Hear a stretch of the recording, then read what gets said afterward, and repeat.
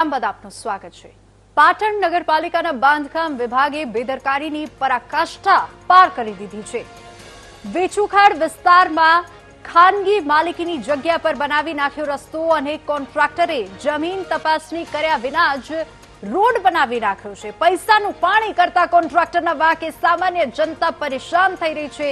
1 વર્ષ પહેલા 20 કરોડના ખર્ચે બનેલા રોડની જગ્યા ખાનગી માલિકીની નીકળી અને જમીન માલિકને ઘટનાની જાણ થતા ફેન્સિંગ તાર બાંધીને રસ્તો બંધ કર્યો। જો કે રસ્તો બંધ થઈ જતા સ્થાનિકો અને વાહન ચાલકો ભારે હાલાકી ભોગવવા મજબૂર બન્યા છે અને સ્થાનિકોને રોડની બાજુના કાચા રસ્તા પરથી જવું પડે છે। જો કે કાચા રસ્તા પરથી જતા વાહન ચાલકોને અકસ્માતની ભીતિ છે।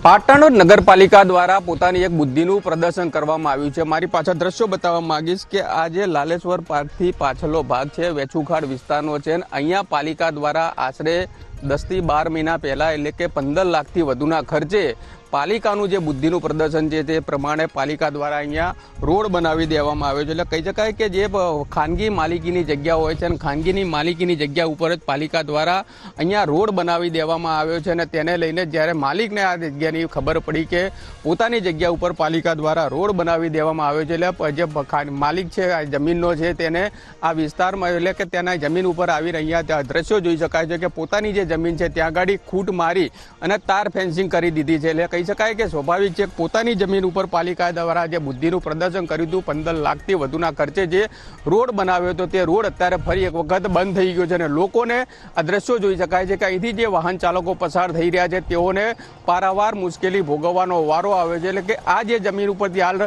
વાહનો પસાર થઈ રહ્યા છે ત્યાંથી રોડ બનાવવાનો હતો પરંતુ પાલિકા દ્વારા પોતાની બુદ્ધિનું પ્રદર્શન કરીને રોડ અલગ સાઈડ ઉપર બનાવી દીધો જેને લઈને ફરી એક વખત અહીંથી પસાર થતા જે વાહન ચાલકો છે તેઓને પારાવાર મુશ્કેલી ભોગવવાનો વારો આવ્યો છે અને બીજી બાજુ પાલિકા દ્વારા જે 15 લાખથી વધુના ખર્ચે અહીંયા જે રોડ બનાવ્યો હતો તે રોડ હવે ફરી એક વખત બનાવવાનો વારો આવશે। એટલે કહી શકાય કે એક બાજુ પાટણ શહેરના અનેક એવા વિસ્તારો છે જ્યાં ગાડી રોડ નથી પરંતુ અનેક વખત લોકો રજૂઆત કરે છે તેમ છતાં પાલિકા દ્વારા બનાવવામાં નથી આવતો અને પાલિકાએ જે પોતાની બુદ્ધિનું પ્રદર્શન કર્યું હતું ને ગેરકાયદે એટલે કે ખાનગી માલિકીની જગ્યા ઉપર પોતે રોડ બનાવી દીધો છે। એટલે સ્વાભાવિક છે કે હવે જે પાલિકા દ્વારા ખર્ચો કરવામાં આવ્યો તો તે રોડ હવે ફરી એક વખત નવેસરથી બનાવવાનો વારો આવશે। પરંતુ સૌથી મહત્વની બાબત છે કે પાલિકા દ્વારા જે પાલિકાના વિવિધ શાખાઓ હોય છે તેઓને ચકાસવાનું હોય છે કે રોડ કઈ જગ્યા ઉપર ને કોઈ જમીન ઉપર બનાવવામાં આવે છે પરંતુ કોઈ પણ જાતની તેઓ ચકાસ્યા વગર જ આ રોડ બનાવી દેવામાં આવતા માલિક દ્વારા આ જગ્યા છે તેને ઉપર ખૂંટ મારીને આ રસ્તો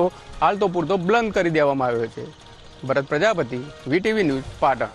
તો પાટણ નગરપાલિકાની કામગીરીને લઈને અનેક ગંભીર સવાલો ઉભા થઈ રહ્યા છે અને શહેરના વોર્ડ નંબર 10 માં આવેલી લાલેશ્વર પાર્ક પાછળ અને ભીલમતી મંદિર આગળના વેચુખાડ વિસ્તારમાં પાલિકાએ ખાનગી માલિકીની જગ્યા પર રોડ બનાવી દીધી અને એ રોડ બનતા જ અનેક સવાલો ઉભા થઈ રહ્યા છે। રસ્તો બંધ થતા સ્થાનિક રહેવાસીઓ અને રાહદારીઓને ભારે હાલાકીનો સામનો કરવો પડી રહ્યો છે।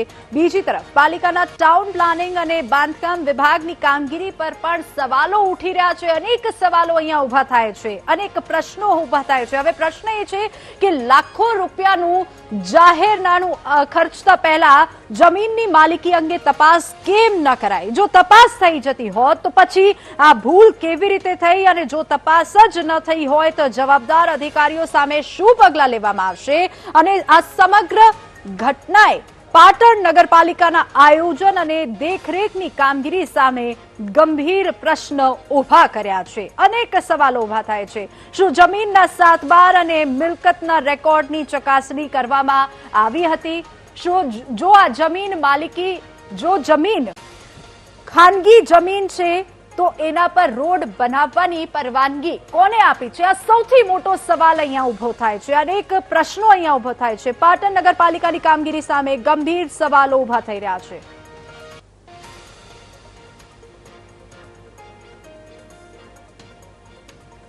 તો આ જ મુદ્દે ચર્ચામાં આપણી સાથે વોર્ડ નંબર 10 ના કોંગ્રેસ કાઉન્સિલર ફારૂકભાઈ મમદ હુસેન જોડાઈ ગયા છે। ફારૂકભાઈ, ખૂબ સ્વાગત છે આપનું વીટીવી ન્યૂઝ પર। ફારૂકભાઈ, ખાનગી જમીન પર રોડ બનાવવામાં આવ્યો છે, શું કહેશો આપ?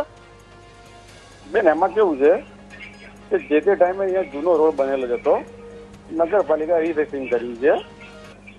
હવે પછી આ જે તે માણસ એની જમીનનું સર્વે કરાયું કે મારી માલિકીનું છે. પહેલા સર્વે કરાયું હોત તો ખબર પડી જતી કોની માલિકી છે, નગરપાલિકાની એની છે, બરાબર છે. તો પણ નગરપાલિકામાં અમે રજૂઆત કરશું કે ભાઈ કોની માલિકી છે, તમે પુરવાર કરો, ખબર પડે. જી જી ફારૂકભાઈ, આભાર અમારી સાથે જોડાવા બદલ.